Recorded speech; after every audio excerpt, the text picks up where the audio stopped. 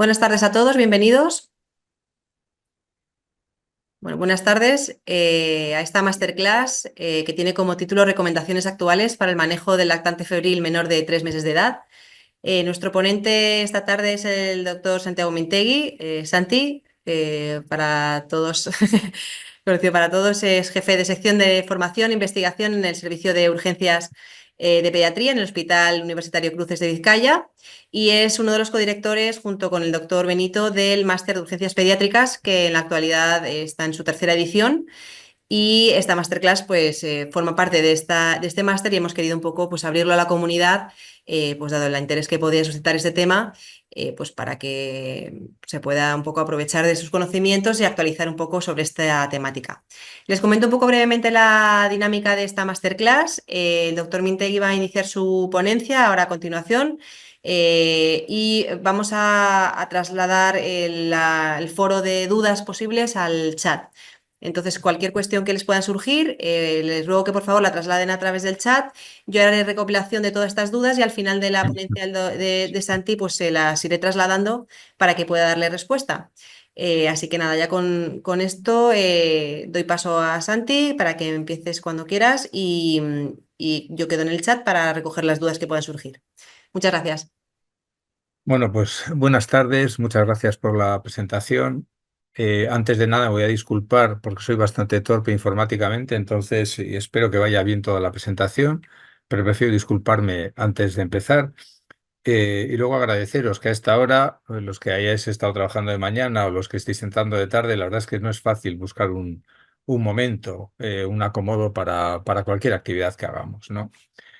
La gente que me conoce sabe que pues, mi vida de investigación pues, ha girado bastante en torno al lactante febril. Entonces voy a intentar, no es sencillo, y voy a intentar sintetizar lo que era el manejo del lactante febril y qué actualizaciones tenemos que pensamos que en este momento están sustentadas suficientemente por la evidencia. Y voy a ver si paso. Sí, yo creo que sí. Este es el índice que voy a seguir y vamos poco a poco. Yo llamaría esta charla el Step by Step unos años después de su diseño. El Step by Step fue una herramienta relativamente revolucionaria y como todo, pues como decía aquel, cuando compras unos melones y los pones en un camión, los melones al principio se mueven hasta que al final los melones quedan en su sitio. Entonces, poco a poco la evidencia científica va poniendo nuestros melones también en su sitio. ¿Eh? Esto lo publicamos en 2014 con pacientes recogidos ya hace más de 10 años, en los cuales lo que hacíamos era identificar lactantes febriles de bajo riesgo. Para eso vale el Step by Step, para saber qué niño podemos mandar a casa con seguridad. Tenemos que saber que antiguamente todos estos niños se ingresaban en el hospital con antibiótico y punción lumbar, ¿no? La clave del Step by Step es la aproximación secuencial. Esa es la clave fundamental, más que la incorporación de procalcitonina, proteína C reactiva sérica. Y esto nos conduce a no hacer punciones lumbares sistemáticas, a no ingresar a todos los niños de manera sistemática y no ponerles antibiótico de manera sistemática. Bien, esto condujo en su día, y vamos con la introducción, a que la revista de los médicos de familia norteamericanos, la American Family Physician, publicara este artículo que sintetizaba perfectamente lo que era el Step by Step y que venía a decir, pues mira, parece que es posible evaluar a estos niños si se encuentran bien y cumplen los criterios de bajo riesgo, tener unas horas en urgencias y después mandarlos a casa con seguridad. Y de hecho, Paul Aronson y Mark Newman, que son dos autoridades en el mundo de la pediatría de urgencias, uno de ellos en este momento es editor jefe de Pediatric Emergency Care, publicaron este artículo muy interesante, decían, y tenemos que evaluar a los niños pequeños con fiebre siguiendo el Step by Step, este diseño que han hecho los europeos cuando atendemos a estos niños en urgencias.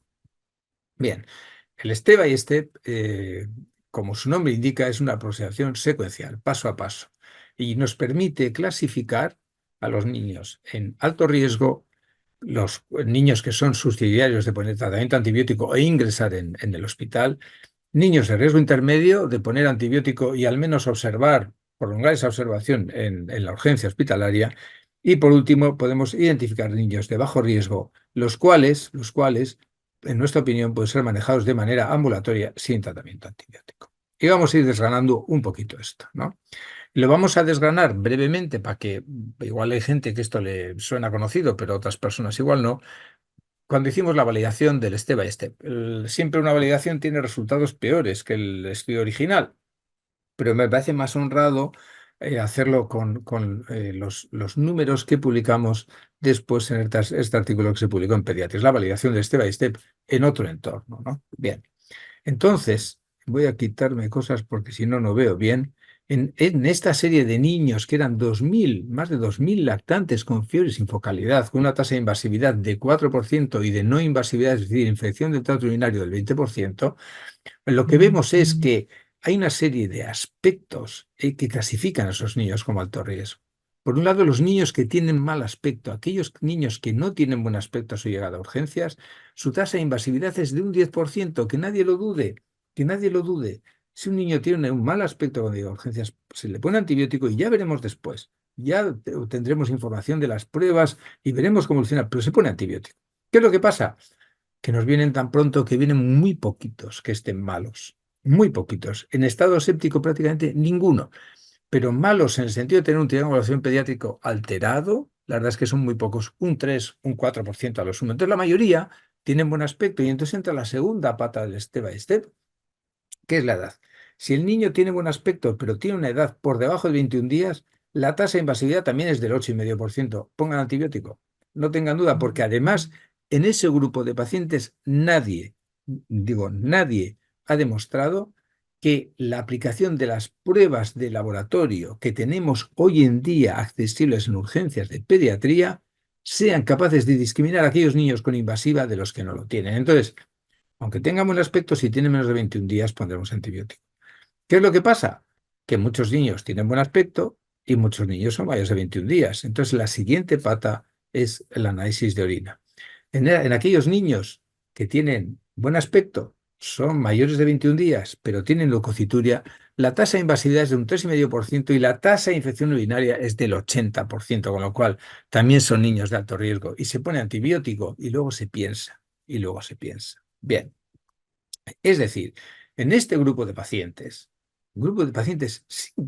sin pinchar, que pueden ser niños con bueno, un aspecto alterado o menores de 21 días, o niños con leucocituria, la tasa de invasividad es de un 7%. No hay otro grupo en la edad pediátrica, salvo los oncológicos, inmunodeprimidos, que tengan esa tasa de invasividad. Entonces aquí no hay que pensarlo demasiado, se pone antibiótico y se protege al niño.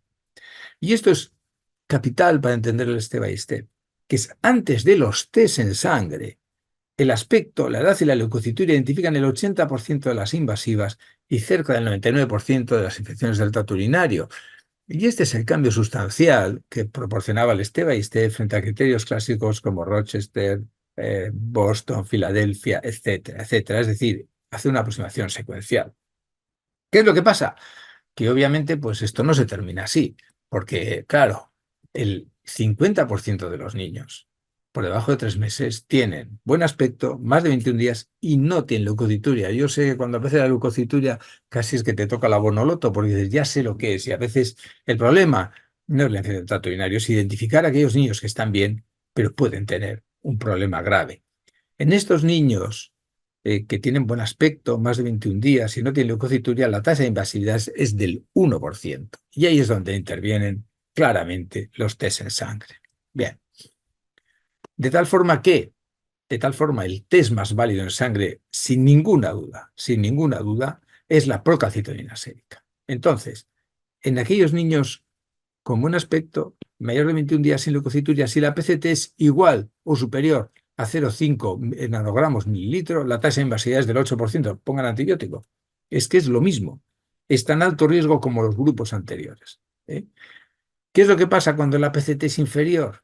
Que no es suficiente para mandar a los niños a casa con seguridad. Y tenemos que usar otros test que, si bien no tienen el valor de la procalcitonina, también nos sirven para identificar los niños de bajo riesgo, como son la PCR y los neutrófilos en sangre periférica.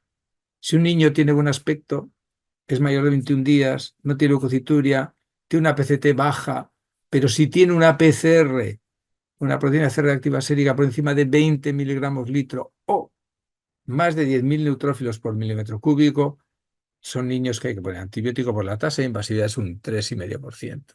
Y lo clasificamos de riesgo intermedio porque pensábamos que podían beneficiarse una estancia corta en urgencias y luego obrar a posteriori. Y eso podremos hablar. Pero para conseguir clasificar qué era el objetivo que teníamos con el STEBA y STEP y el objetivo que tenemos hoy en día, clasificar como niño de bajo riesgo, niño que se puede ir a casa sin antibiótico, y sin punción más sistemática, uno tenía que cumplir, tener buen aspecto, más de 21 días, no leucocituria, PCT baja y PCR neutrófilos bajos también. Y aún así, en ese grupo de niños de bajo riesgo, en la validación multicéntrica, la tasa de invasividad es del 0,7, es decir, primer mensaje aplicable a cualquier regla que utilicen en urgencias de pediatría, no hay regla perfecta. No hay regla perfecta. Esto lo dice Nate Cooperman cada vez que habla de las reglas PECAR y el trauma craneal, que creo que usamos la gran mayoría de nosotros. No hay regla perfecta. ¿Qué es lo que pasa? Que cuando publicamos el Step by Step lo comparamos con las reglas que había entonces. Unas las clásicas, que eran los criterios de Rochester, y otra como el Lab Score, que incorporaba procalcitonina y proteína C reactiva sérica. Entonces, claro, las diferencias eran notables en el sentido de que con el Lab Score, por ejemplo, si lo ven en esta diapositiva, aquí ven cómo clasificaron un montón de pacientes como bajo riesgo, mientras que Steva y Stevie Rochester eran como la mitad aproximadamente, ¿no? Pero, mucho más importante que esto es cuántos niños se escapaban, ¿no? Entonces, la cantidad de niños que se escapaban con Rochester y Lab Score eran el triple que con la Step by Step. Y eso fue lo que motivó que este artículo fuera aceptado, lógicamente, en Pediatrics, ¿no? Bueno, pero una cosa es publicar y otra cosa es aplicar. Y nosotros lo que hacemos cuando publicamos una cosa y está revisada por pares es aplicarla en nuestro servicio. Entonces dijimos, bueno, vamos a ver qué pasa con estos niños. Una cosa es, el papel lo soporta todo, pero vamos a ver si de verdad esto funciona correctamente. Entonces publicamos el manejo ambulatorio de niños pequeños con fiebre sin antibióticos seleccionados con esos criterios de bajo riesgo que he dicho antes, ¿no? La variable principal era el niño que volvía a urgencias por un deterioro clínico. Mucho más importante eso que el hemocultivo, que el urocultivo, que lo que fuera, que eso fueron variables secundarias, ¿no? Porque hay infecciones invasivas que pueden cursar con cultivos negativos, ¿no? Entonces, la variable principal era cuántos niños volvían por un deterioro clínico, ¿no? Entonces, en esta serie, que eran más de 500 niños, casi 600 niños, hasta un 8% volvían a urgencias. Bueno, esto a la gente que trabaja en urgencias no les sorprende mucho porque la tasa de reconsulta en urgencias oscila entre el 6 y el 8% según los hospitales, ¿no? Bien, pero 4 niños fueron ingresados en el hospital. Ninguno de ellos por deterioro clínico y todos por problemas en el manejo de la fiebre y del niño en el domicilio, cosa que es comprensible, pues se trata de niños pequeños. Es decir, ningún niño de esos casi 600 fue enviado a domicilio y volvió por un deterioro clínico. Con lo cual, y es que me está saliendo unos mensajitos que me ponen un poco nervioso. Así, vale. Variable principal, ninguno. De 586, cero. Alguno volverá, porque no hay regla perfecta, pero ninguno. Y las variables secundarias dijimos, bueno, vamos a ver cuántos de estos niños que hemos mandado a casa tenían algún cultivo positivo. Y efectivamente uno tuvo una infección bacteriana invasiva, una bacteria oculta por Staphylococcus aureus. Que eso puede pasar, ¿eh? Se le llamó, estaba perfecto, se reevaluó, se trató y evolucionó bien. Y otro, para que vean la gente que igual está teniendo niños que vienen con más tiempo de evolución, uno de ellos tuvo un diagnóstico final de gastroenteritis aguda por salmonela. Y estamos hablando de niños con fiebre sin foco, pues que vienen tan pronto, que a veces lo único que tienen es fiebre. De tal forma que en las variables secundarias vimos cómo la tasa de infección bacteriana invasiva fue del 0,17% y de infección bacteriana grave, que es un término que ahora se abandona, porque ya se habla de infección de tracto urinario y infección invasiva, el 0,34, lo cual es perfectamente asumible siempre y cuando los padres entiendan las recomendaciones y tengamos un seguimiento pediátrico posterior asegurado. Bien, y eso permitió que la revista nos dejara escribir, pues que era una herramienta que facilitaba el manejo seguro de pacientes lactantes feriles por debajo de 3 meses con fiebre sin focalidad y siendo un manejo seguro y adecuado para estos niños. Vale. Y esto es lo que añadíamos en el artículo, que no os va a aburrir más. Es decir, se manejaba con seguridad en la casa sin antibiótico a aquellos niños con TEP normal mayores de 21 días, orina negativa, test en sangre normales y unas horas de observación en el hospital sin incidente. Esto era un poco desarrollado. Esto lo pueden encontrar y si están inscritos en el máster lo verán en el manual, con unas modificaciones que ahora voy a comentar y es el motivo de hacer esta intervención, esta charla, ¿no? Bien, porque esto fue publicado con pacientes del 2008-2010 en el Emergency Medicine Journal. Y claro, pues si la vida ha cambiado, pues la medicina también. Y la medicina también cambia a veces de la mano de la gente. Y voy a intentar explicar. Cuando publicamos la validación del step by step en Pediatrics, la mediana de duración de la fiebre de estos niños era 5 horas. Es decir, el 50% de los niños venían en los 5 primeras horas de la fiebre. Cuando en 2021, con pacientes de 2015-2019, publicamos el rendimiento de la PCR para enterovirus en sangre en estos mismos pacientes, la mediana era de 2 horas. Es decir, el 50% de los niños vienen las primeras 2 horas de la fiebre. Esto se modificó durante el inicio del COVID, pero hoy en día estamos igual. Es decir, la mediana de duración de la fiebre es 2 horas. Y la pregunta era obvia, ¿no? Si la PCT había sustituido al recuento leucocitario por su dinámica en sangre, con tiempos más cortos de evolución que cuando se diseñó Rochester o Filadelfia, Boston, uno dice, oye, ¿será igual de útil el step by step en estos niños que vienen tan pronto? Y para mí, esta es una publicación creo que es del año pasado, de nuestro grupo también en Pediatrics, que para mí es una publicación muy buena, porque además es muy gráfica. Si ven ustedes las 3 gráficas que se ven a la derecha de la diapositiva, no hace falta ser muy listo, no hace falta ser muy listo. Yo siempre digo, nosotros no somos muy listos, pero estas son cosas que se ven con tanta facilidad. Uno ve que los niños por debajo de 2 horas, cuando ve esa curva ROC, solo se ve ahí arriba, este color naranja, que es la procalcitonina, que es la que se separa de la línea del 50%. Cuando se pasa a los niños de 2 a 12 horas, a la altura de la procalcitonina sube la proteína C reactiva sérica y cuando pasas de las 12 horas ya sube todo, sube hasta el recuento leucocitario también. Es decir, tenía pinta de que en los niños por debajo de 2 horas, estos test que usábamos también que ayudan a la procalcitonina no iban a tener tanto valor. Y efectivamente, porque a ustedes les importa un pimiento, sinceramente, el rendimiento 2 horas, 12 horas, ustedes lo que quieren es, yo estoy utilizando una herramienta que pues el step by step en urgencias y ver, ¿es tan válido con menos de 2 horas, comparando con los niños que llevan más de 2 horas o más de 12 horas? Pues la respuesta es no. La respuesta es no. Porque a pesar de que sigue siendo una herramienta excelente, el valor predictivo negativo pasa del 99,4 al 98,8. Y dice uno, bueno, pues es un gran valor. No, no, no, no. Estos son pacientes que se nos pierden. Estos son pacientes que se nos pierden, ¿no?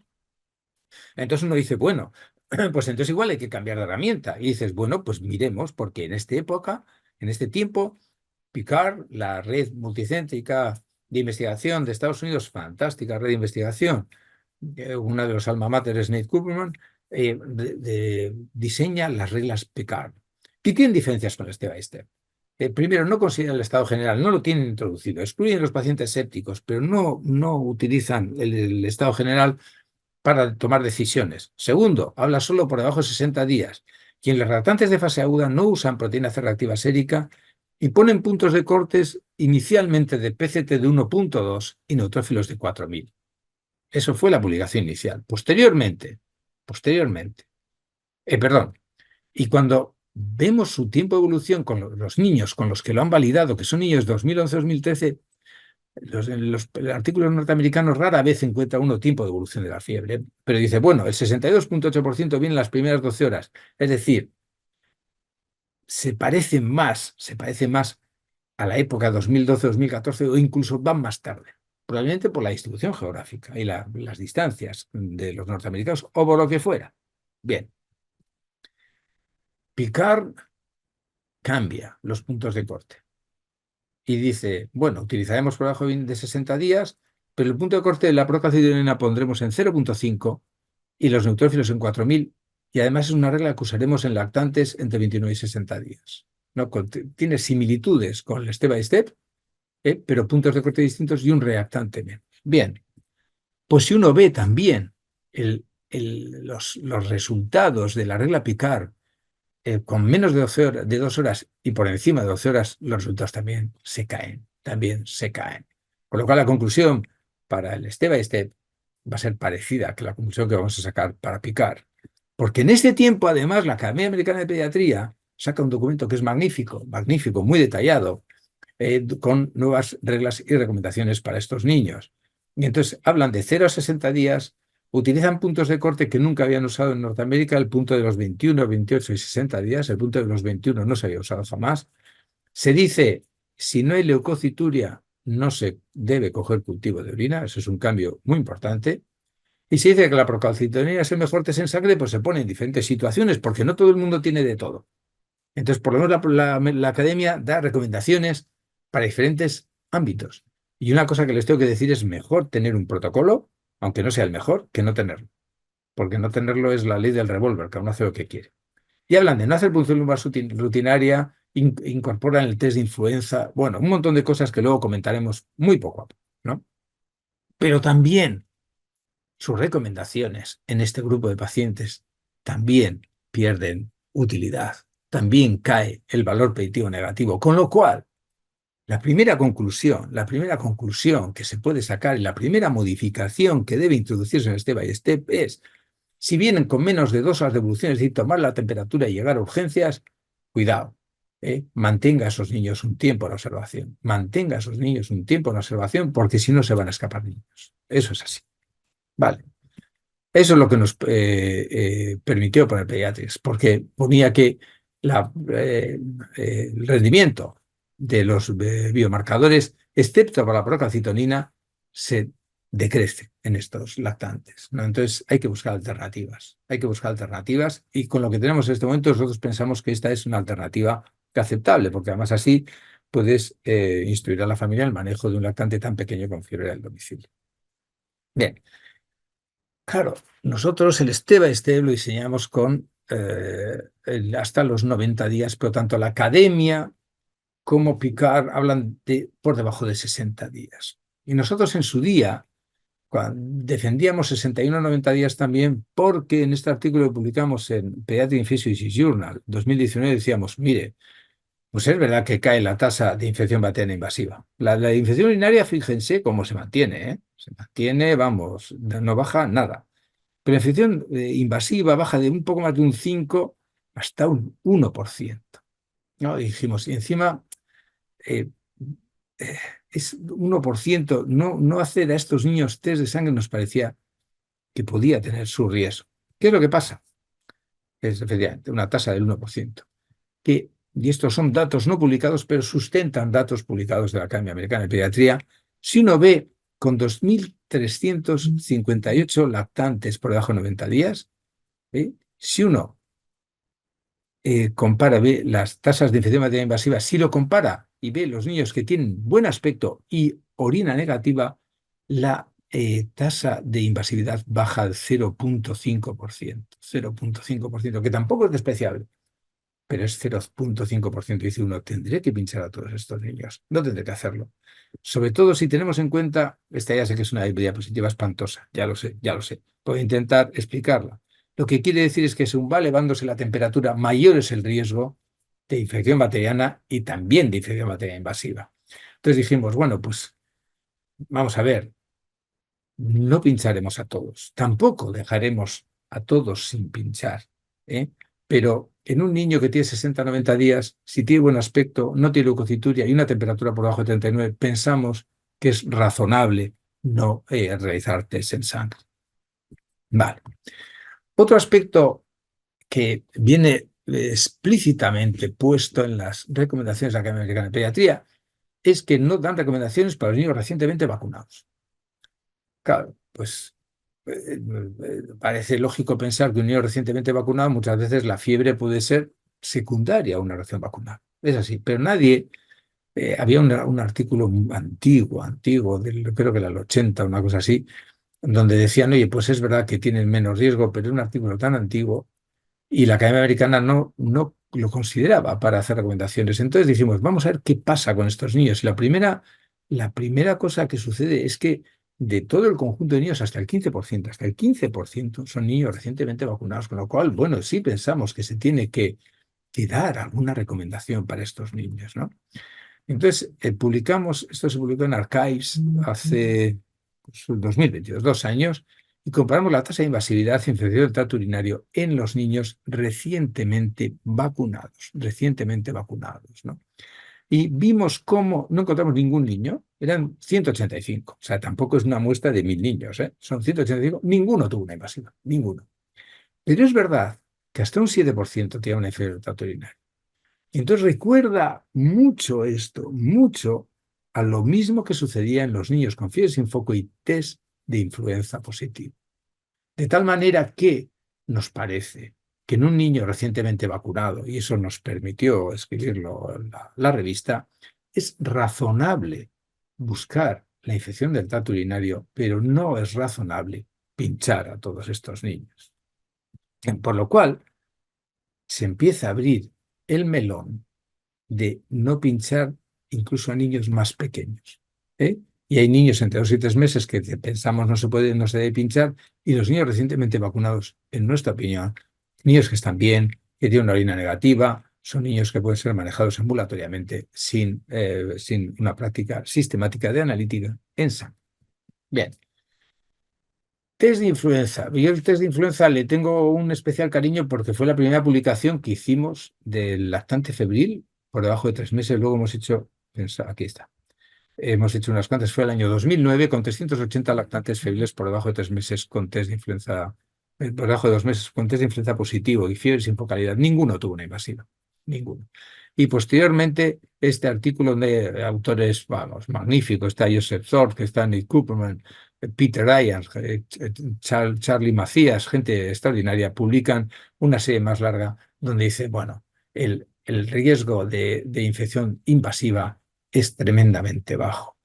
Y hoy en día, UpToDate incluye la recomendación de, si tienes un test de influenza positivo hecho por un método fiable como son las reacciones en cadena polimerasa, es recomendable pensar en la infección del tracto urinario, pero no es recomendable pinchar sistemáticamente a estos niños. Es decir, se sigue abriendo el melón de no pinchar, Es decir, aparecen criterios claros de bajo riesgo. Antes hablábamos siempre de alto riesgo, ahora aparecen criterios claros de bajo riesgo. Es decir, si uno intenta integrar eso en el step by step, tiene que decir, oye, podemos ser más específicos porque aparecen nuevos factores de bajo riesgo. Y eso debe estar integrado en un step by step actualizado. Y la gente lo que quiere es utilizar un step by step actualizado, que es lo que queremos utilizar también en nuestro servicio. Y hoy en día, además de esto que decíamos, de manejo seguro, que lo decíamos ya hace 10 años, hay criterios adicionales de bajo riesgo, niños vacunados en las últimas 24 horas, niños con influenza positivo y niños de más de 2 meses con orina normal. Y estos son niños en los cuales se puede evitar las pruebas en sangre.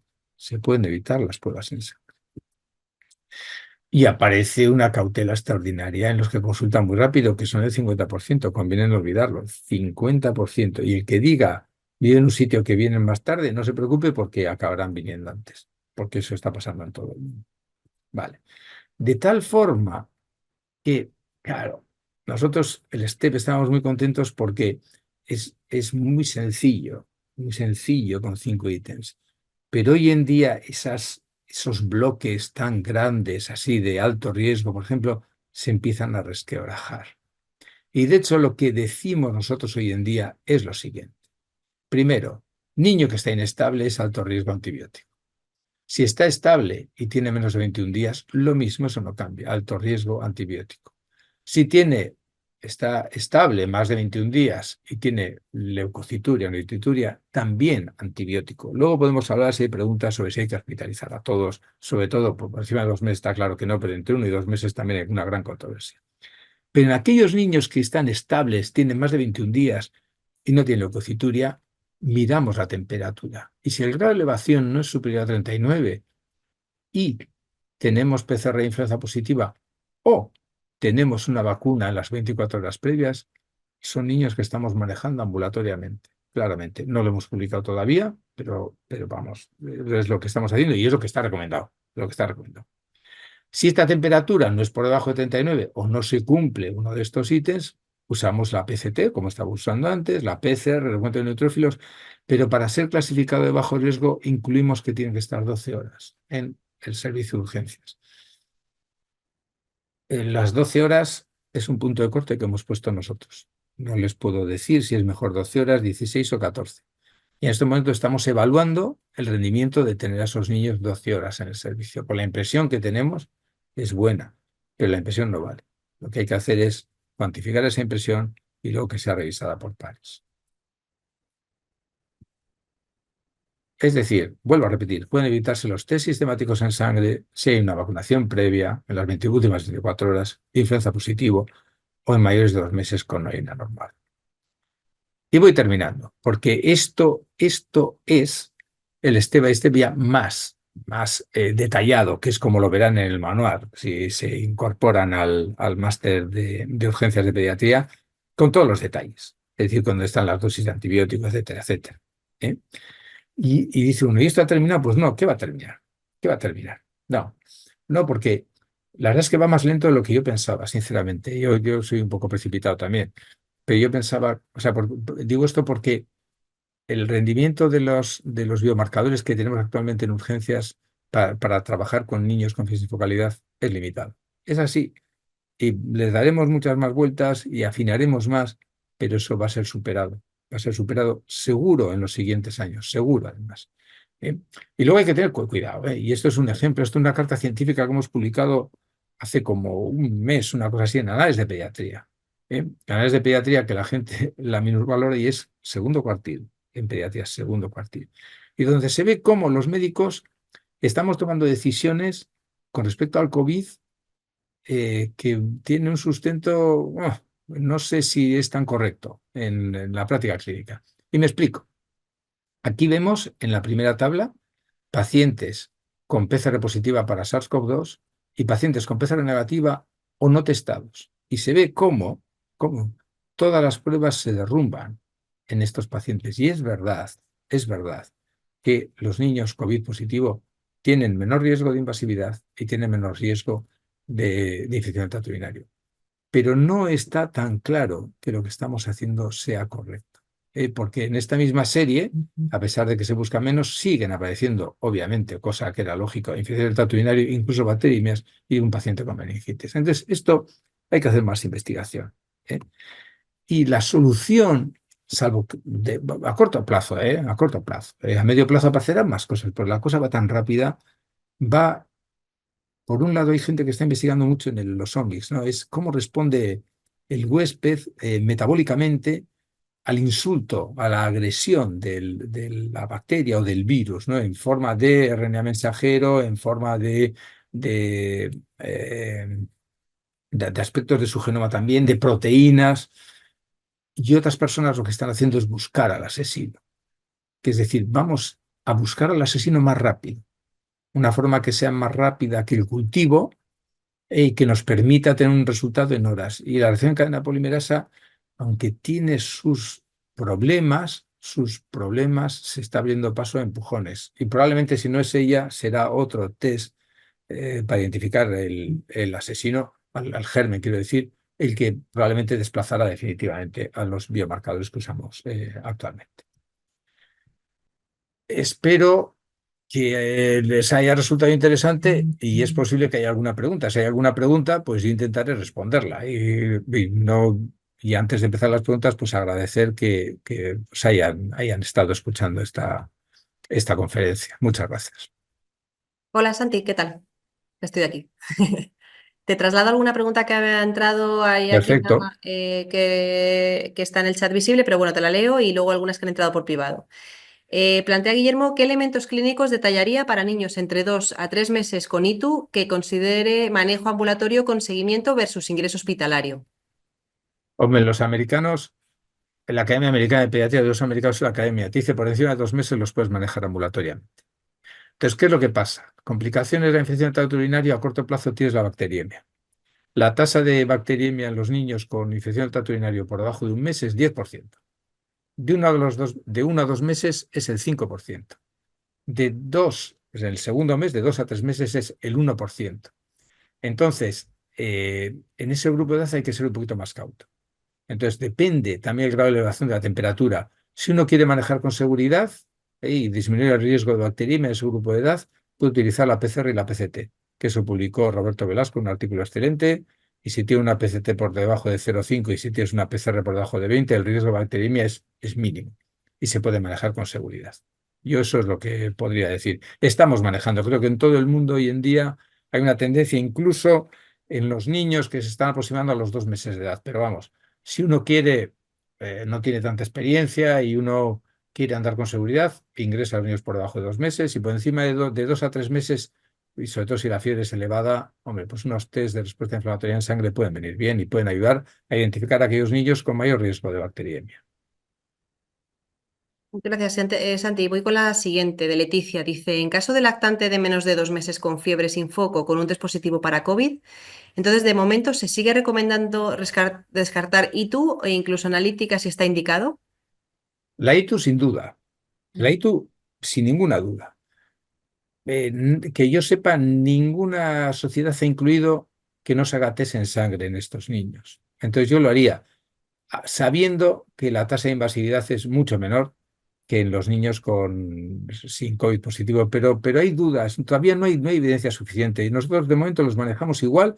Es verdad que lo que hacemos es mandarlos a casa con más prontitud, cosa que choca también con las recomendaciones de ciertas sociedades que ingresan a todos los niños con COVID en el hospital. Entonces yo de momento creo que no se puede decir que hay un sustento científico suficiente para dejar de pinchar a estos niños y mucho menos recogerles la orina, por supuesto. Porque comentaba ella también, dice, igual con otros virus respiratorios como podría ser el adenovirus o VRS, dice, siempre hablando de fiebre sin foco, ya que entiendo que si hay claro foco respiratorio no estamos en este algoritmo. Eh, pues probablemente tenga razón. Lo que pasa es que no hay publicaciones ni con VRS ni con adenovirus. Entonces no se puede recomendar un manejo similar con esos. Probablemente se tenga razón, pero no hay series. Entonces, si no hay series, tampoco hay tantas series. En su día, nosotros cuando analizamos la primera vez la influenza, vimos que cuando llega la epidemia, pues casi el 40% de los niños con lactantes con fiebre sin focalidad eran testados y eran positivos para influenza. Eso yo no lo he visto con otros virus y no lo he visto publicado, entonces no puedo recomendar lo mismo, pero la lógica uno lo hace pensar y dice, pues hombre, probablemente sea parecido, pero no hay nada publicado. No se puede adaptar el manejo, o sea, calcar el manejo de los niños con influenza a VRS y adenovirus.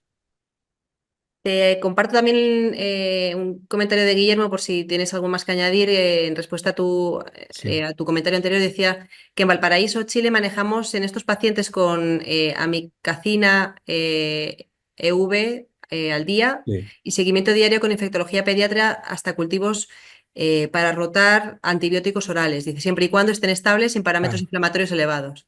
o sea, yo siempre digo que las preguntas, bueno, primero que no hay una pregunta estúpida, hay respuestas estúpidas. Eso se lo oí a uno una vez y digo, es muy bueno. Claro, nosotros amicacina no usamos, la verdad es que no usamos, pero usamos la Genta y lo que usamos por encima del mes es la ceftriaxona. Muchas veces la ceftriaxona por debajo del mes, no por el tema del barro biliar, ¿no? En los niños mayores, lactantes más mayores, está demostrado que con una cefalexina tercera el efecto es lo mismo que por una ceftriaxona, pero o una cefalexina intramuscular. Pero no está demostrado, o sea, no tiene la tasa de bacteriemia y posibles complicaciones que tienen estos niños.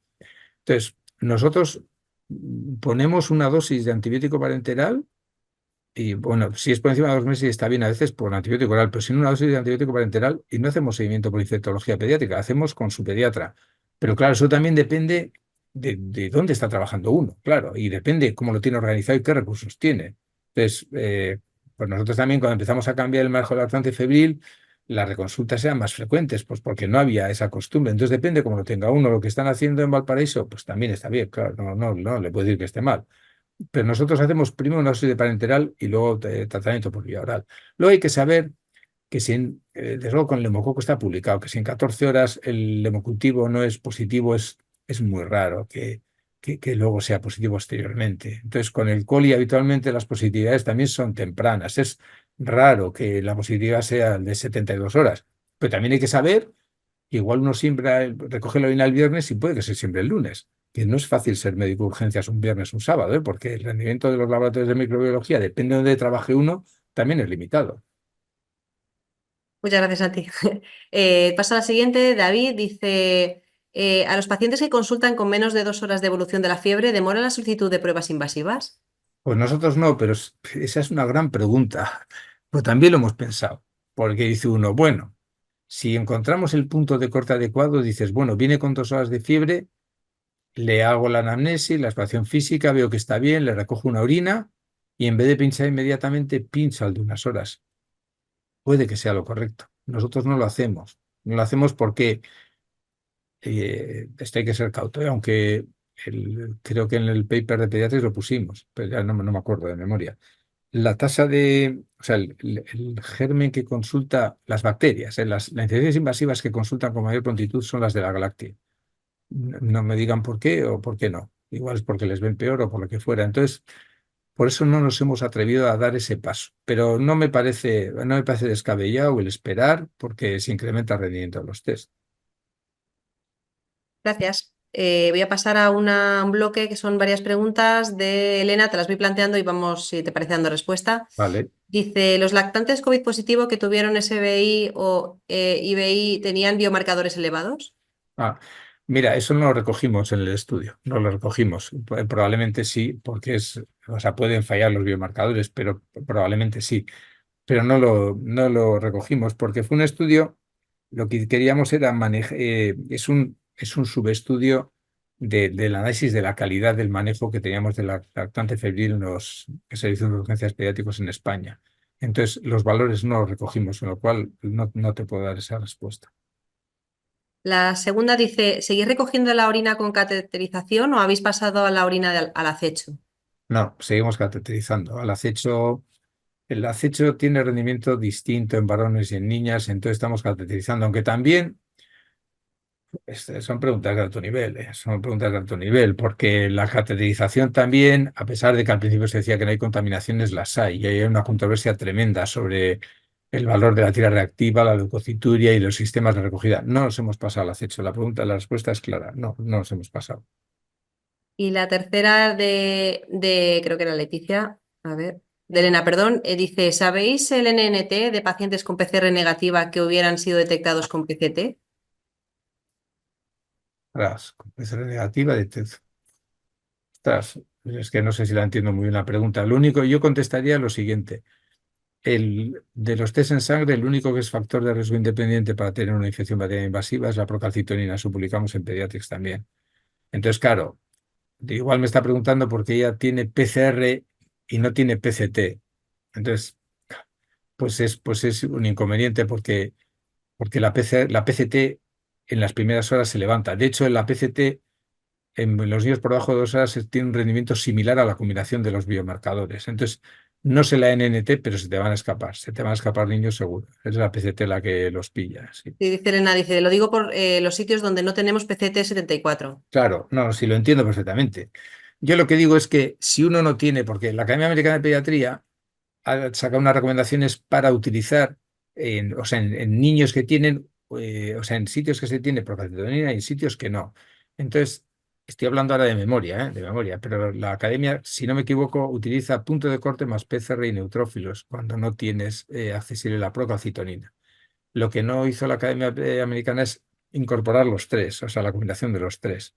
Entonces, pues claro, pues utilizarás PCR y neutrófilos. Mi consejo sería si no tienes PCT, tenles un rato. Tenles un rato en urgencias, porque es la PCT las que lo rescata, los que vienen pronto, los niños que vienen con 2 horas, sí. Muy bien, pues no sé si hay alguna otra pregunta que quieran plantear. Aprovechamos que Son tenemos a preguntas Santi. muy difíciles, ¿eh? No son tonterías las preguntas, son preguntas muy bien razonadas, de verdad, ¿eh? A ver si alguien más se anima. Creo que tenía alguna por aquí, espera, por privado. Dice, ¿cuándo habría que hacer una punción lumbar a estos niños? Esa es una gran pregunta, porque yo me acuerdo en su día publicamos que no era necesario hacer a todos. Y hoy en día está admitido que los niños con buen aspecto y que tienen más de 21 y sobre todo por encima de 28 días, si tienen buen aspecto, la tasa de meningitis bacteriana es cercana a cero. Lo que hemos visto es cero, pero alguno habrá por debajo de 21 días a todos. No hay, vienen tan pronto. En su día publicamos también las meningitis bacterianas, eran muy pocas, 11. Ninguno tenía la fontanela alterada, ninguno.